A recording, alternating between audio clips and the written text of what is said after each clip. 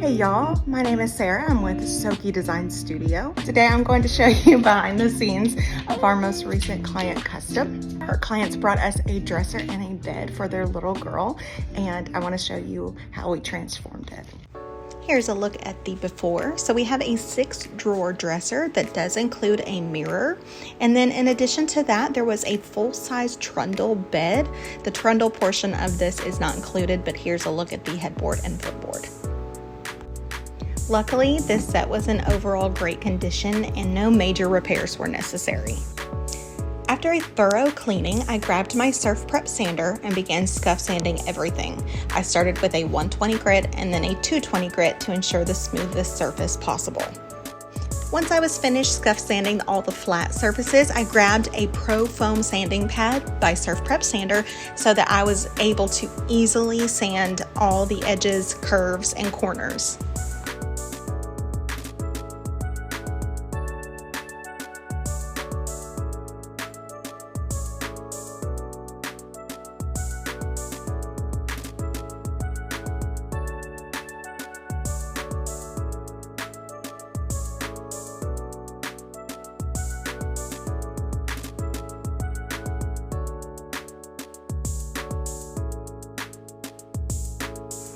The next step is taking the drawers out. This allows you to clean the inside as well as reaching all of the areas around the drawers that aren't easy to sand or prep if you leave the drawers in. Next, I moved on to the headboard, footboard, and the mirror. You can either tape the edges around the mirror or remove the mirror completely. I opted to tape it off, but it's really just a matter of preference. We will be installing new hardware, but because the original knobs use 2 screws instead of 1, I first needed to fill those holes before drilling a new one. I'm using Bondo wood filler, which is a great option for filling hardware holes. You can also make repairs with it. It's a pretty good overall tool to have, but make sure to work in a well-ventilated area. Bondo is fairly easy to use and comes in a 2-part putty that has to be mixed. It dries quickly, so you have to work fast. I typically mix it in small amounts, a little at a time, so that it doesn't dry out while I'm working.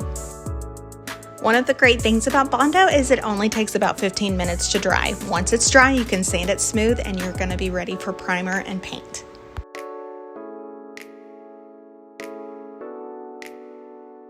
There was a small crack in the footboard that needed to be repaired before being painted, so I used some wood glue and painter's tape to hold it tight. Once that was dry, I applied Bondo to smooth out the damaged area. Because I chose to leave the mirror in, I wanted to make sure the glass was covered before painting. I'm using painter's tape and foil sheets, but you can use plastic or masking paper as well. The client chose the color Plie by Melange Paints. Plie is the sweetest, soft, subtle pink and is absolutely perfect for a little girl's room. After all that work, now it's my favorite part. I'm using my Flexio 5000 from Wagner Spray Tech. It gives the most beautiful, flawless finish and is pretty easy to use even for beginners.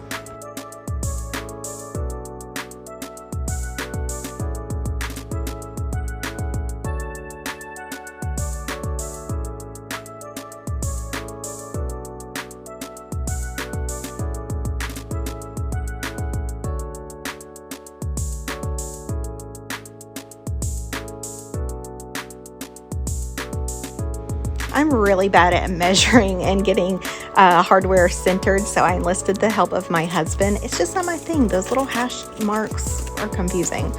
He may have measured, but I was going to be the one drilling the holes. So I am using my new Hodo drill.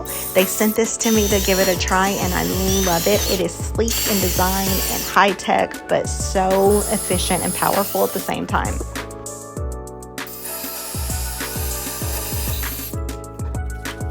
Okay, so the hardware I have came with 2 different types of screws. However, let me show you. This one doesn't even come out. All right, this one is far too long, but it does have the little notches where you can trim it down.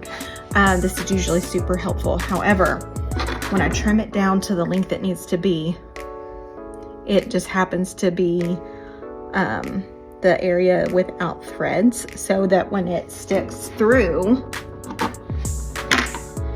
the only area coming out doesn't have the threading, so the screw or the hardware won't latch onto it. So this is why I always keep the extra hardware extra screws from the hardware that I use on other pieces, because there was usually 2 different sizes that come through. These are also too big, but they don't have the separation, so when I cut it down, I don't have the risk of having the like unthreaded part coming through. So I'm going to start trimming these down.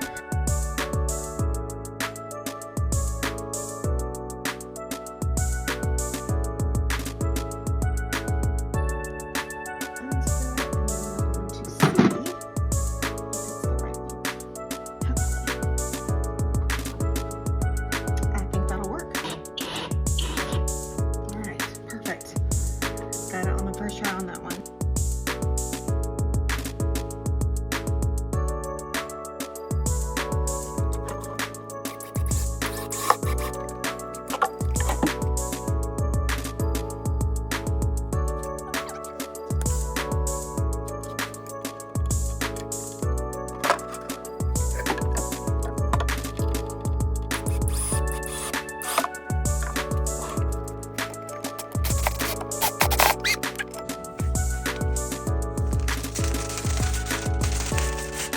So it looks like the tape came up a little bit right here, and we have just a little bit of overspray, but luckily it'll come right off.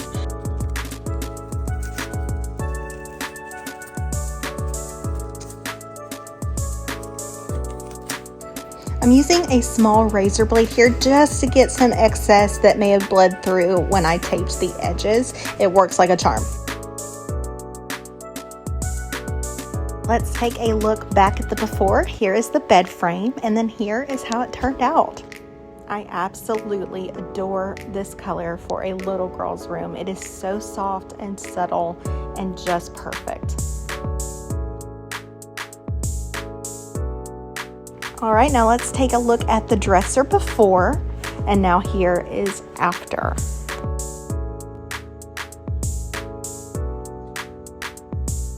Now, I may be a little biased, but I think it is absolutely gorgeous. I love those little feet, and the knobs just make it. We went with a pink and gold knob, and it just really sets it off. Let me know what you think in the comments, and if you would have done something differently, let me know. Maybe I'll try it on another flip.